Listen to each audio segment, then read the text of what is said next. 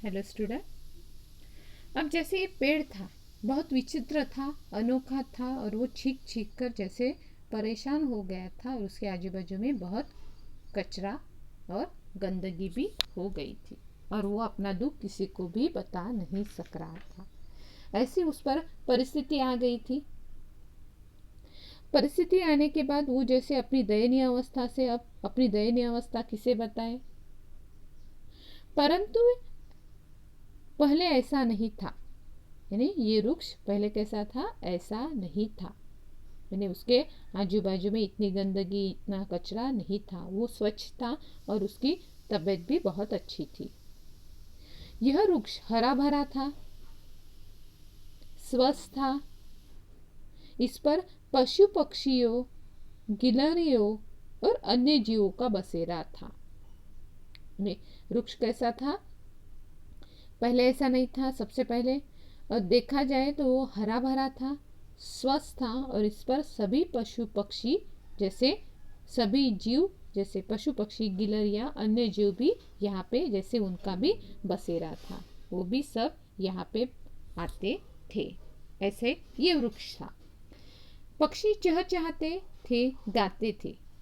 जो पशु पक्षी हैं वो कैसे थे, चहचहाने का कार्य करते थे, गाते थे, और इस वृक्ष पर आकर बैठते थे। वृक्ष पर मीठे फल लगते थे। यानी इस वृक्ष को जो विचित्र हो गया था, उस पर मीठे मीठे फल भी लगते थे, और लोग उसके फल चाव से खाते थे। लोग उसके फल कैसे, चाव से खाते भी थे। यानी चाव यानी शौक से उसको उसके फल बहुत शौक से खाते थे। वैसे ही दयनीय यानी जिसे देखकर दया आ जाए, ऐसा वृक्ष वो हो गया था। पर वो पहले ऐसा नहीं था। उसके फल भी बहुत अच्छे थे। पशु पक्षी भी चहचहाते थे। लोग उसके फल चाव से खाते थे। बच्चे उसकी शीतल छाया में खेला करते थे। बच्चों की किलकारियों से वृक्ष बहुत प्रसन्न रहता था। यानी उसकी शीतल छाया में बच्चे आकर खेलते थे, लोग उसके फल खाते थे, और बच्चे उसकी छाया में खेलते थे, तो वृक्ष भी बहुत प्रसन्न होता था। जैसे वृक्ष को भी खुशी होती थी। पर एक सब कुछ बदल गया, और फिर यानी जैसे अब वृक्ष क्या किस अवस्था में है। एक दिन सब बदल गया। वृक्ष के पीछे एक ऊंची सड़क थी। यानी जो वृक्ष है आपको चित्र में दिखाया गया है, तो इस वृक्ष के पीछे एक ऊंची सड़क थी। उस पर एक नाला बना दिया था। उस नाले में गांव के घरों का कचरा और गंदा पानी बहने लगा। यानी वृक्ष के पीछे जो ऊंची सड़क थी, वहां पर एक नाला बना दिया था, और नाले में गांव का पूरा कचरा और गंदा पानी आता था घरों का। वह गंदा पानी पेड़ पर गिरता था। वो गंदा पानी पेड़ पर गिरता था। अब इस कारण क्या हुआ, लगातार पानी गिरने से क्या हुआ कि जैसे घरों में जो गंदा पानी है, कचरा है, वो लगातार पेड़ पर गिरने के कारण जैसे पेड़ के पत्ते सड़ने लगे। देखो, आप देखो, किसी भी पेड़ को हम ज़्यादा पानी देंगे तो भी वो उसके स्वास्थ्य के लिए अच्छा नहीं रहता, या कम पानी देंगे तो भी उसको यानी जैसे वो मर जाएगा, या ज़्यादा पानी देंगे तो वो उसमें से भी उसको नुकसान ही होगा। तो ये तो गंदा पानी था, और ये गंदा पानी ऐसा था कि जैसे पेड़ पर जैसे कंटिन्यू गिरता ही रहता था, इसलिए पेड़ के जो पत्ते हैं वो सड़ने लगे थे। तने की छाल चिपचिपी हो गई थी। जो उसका तना है, उसकी जो छाल है वो चिपचिपी हो गई थी। उस पर काई जम गई थी। यानी उस पर काई जम गई थी। अब पशु पक्षियों ने भी वृक्ष को वीरान कर दिया। यानी वीरान करना यानी जैसे उस पर अब कोई भी बैठने नहीं आता था। यानी सुना हो गया था वो, जहाँ कोई न आता है, ऐसी उसकी दशा हो गई थी। जैसे क्यों? क्योंकि वो गंदा पानी उस पर गिर रहा था और पेड़ के पत्ते हैं वो जैसे अब खराब हो रहे थे। खराब होने के कारण उस पर काई जम गई थी, चिपचिपा हो गया था।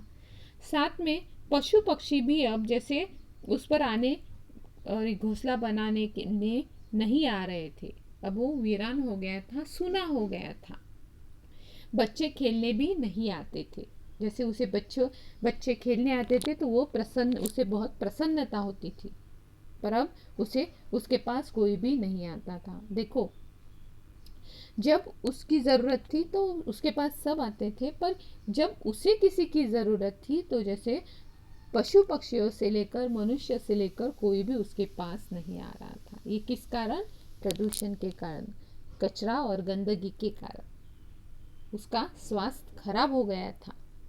वो चिपचिपा हो गया था और जैसे अब हर कोई उसके पास से जैसे दूर जा रहे थे और वो अपनी वीरान अवस्था में जैसे वहां पे खड़ा था, यानी अपना दुख किसी को भी वो बता नहीं सक रहा था। तो यही है कि यानी प्रदूषण के लिए जैसे पेड़ वातावरण को शुद्ध रखते हैं, पर उन्हें उनकी अच्छे से देखभाल करना, उन्हें देखो वृक्षों की देखभाल करने के लिए उन्हें थोड़ा सा रोज का पानी डाला तो वृक्ष अपना कार्य बराबर करता है। पर वही वातावरण को शुद्ध रखता है, उसी वातावरण को शुद्ध रखने के लिए बेचारे को ही यहाँ पे उसको गंदगी का सामना करना पड़ता है और सब उसके पास से जैसे दूर होते जाते हैं और वो वीरान हो जाता है, अपना दुख किसी को भी नहीं बता सकता। अब जैसे यहाँ पे वातावरण को शुद्ध करके, ये तो वृक्षों में वातावरण को शुद्ध करने की शक्ति होती है, यानी वृक्षों में जैसे बोला जाता है कि ऑक्सीजन देता है और कार्बन डाइऑक्साइड जैसे वो अपने इधर ले लेता है। इससे क्या, ऑक्सीजन से हमें शुद्ध हवा मिलती है। जैसे हम सवेरे देखो, आप सवेरे उठो और जैसे घूमने जाओ तो जो हमें शुद्ध हवा मिलती है उसका जो आप अनुभव करोगे तो हमें प्रसन्न लगता है, हम कोई भी कार्य करने के लिए उत्सुक रहते हैं। या आप सवेरे उठने के बाद कोई भी एक्सरसाइज करो, क्योंकि जो सवेरे का जो माहौल है, सवेरे की जो शुद्ध हवा है, ऐसी शुद्ध हवा हमें कहीं पे भी नहीं मिलती। तो यही शुद्ध हवा है जो हमारे सेहत को अच्छा रखती है और ये कार्य कौन करता है? शुद्ध हवा देने का कार्य ये पेड़ पौधे। अभी जैसे उस पेड़ की ही तबीयत खराब हो गई थी, जैसे वो गंदगी के कारण, कचरे के कारण जैसे बीमार हो गया था और वो जैसे शुद्ध हवा देने का कार्य करता था, तो अभी उससे जैसे कोई भी यानी वो ये कार्य नहीं कर रहा था, जैसे सब उसके पास से दूर जा रहे थे और उसकी वो जो शक्ति है वो भी जैसे चली गई थी। वृक्षों में जैसे वातावरण को शुद्ध करने का कार्य करते हैं, पर जैसे वो अभी बीमार हो गया था। किंतु निरंतर गंदे पानी के रिसाव के कारण वृक्ष की अब शक्तियां क्या हो गई थी? क्षीण हो गई थी। यानी जैसे निरंतर पानी गिरने के कारण उसकी जो शक्तियां हैं वो चली गई थी, क्षीण हो गई थी। क्योंकि देखो, हम कोई भी कार्य आप देखो, जब हमें अच्छा लगता है तो हम कोई भी कार्य बहुत जल्दी से कर लेते हैं। वही हमारी तबीयत खराब हो गई तो हम वो कार्य नहीं कर सकते। क्यों? क्योंकि हमें वो कार्य करने के लिए हमारे पास शक्ति ही नहीं रहती। वैसे ही किसका हुआ था? इस पेड़ का। उसकी सारी शक्तियाँ चली गई थी और वो स्वयं बीमार हो गया था। आखिरकार जैसे वृक्षों में भी जीव होता है, ये सबको पता है। देखो, हम देखें या उसकी जैसे आप छोटा सा पौधा घर में लगाओ, छोटा सा पौधा लगाने के बाद उसको देखते देखते वो एक एक पत्ता आता है, या कोई बीज लगाओ, उसको अंकुर आता है, अंकुर के जैसे बढ़ता जाता है और फिर अंकुर का जैसे छोटे से पौधे में रूपांतर होता है। या छोटी सी एक आधा छोटा सा पेड़ भी लगा, पौधा भी लगा है, तो वो भी दिन ब दिन जैसे बढ़ता जाता है। और जैसे बढ़ता जाता है, आखिर जैसे देखा जाए, आखिर वृक्षों में ही जीव होता है। वो हिलते हैं, वो जैसे बारिश आती है तो प्रसन्नता से खिलते हुए दिखते हैं।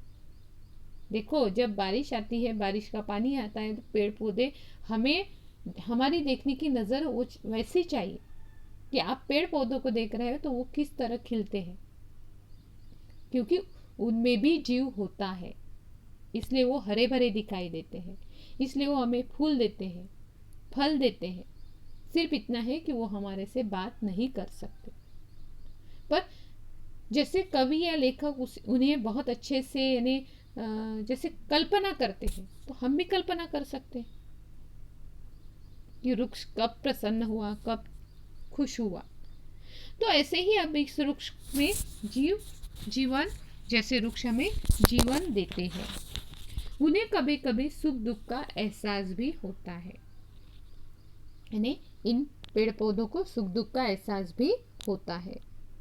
और जैसे इनको असहनीय दुर्गंध के बीच खड़ा वह चीखता ही रहता है, यानी उन्हें भी सुख दुख का एहसास होता है।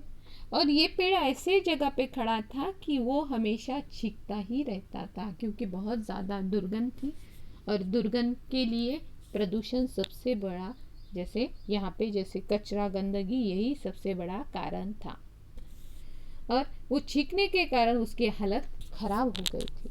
सबसे अधिक परेशानी की बात तो यह थी कि अकेलापन उससे सहन नहीं होता था। जैसे वो बहुत अकेला हो गया था, और सबसे बड़ी परेशानी की बात उसके लिए वही थी कि वो अकेलापन उसके लिए असहनीय था, बहुत परेशान हो गया था। और जैसे उसे लगता था कि मुझे अभी इस परेशानी से राहत मिलनी चाहिए।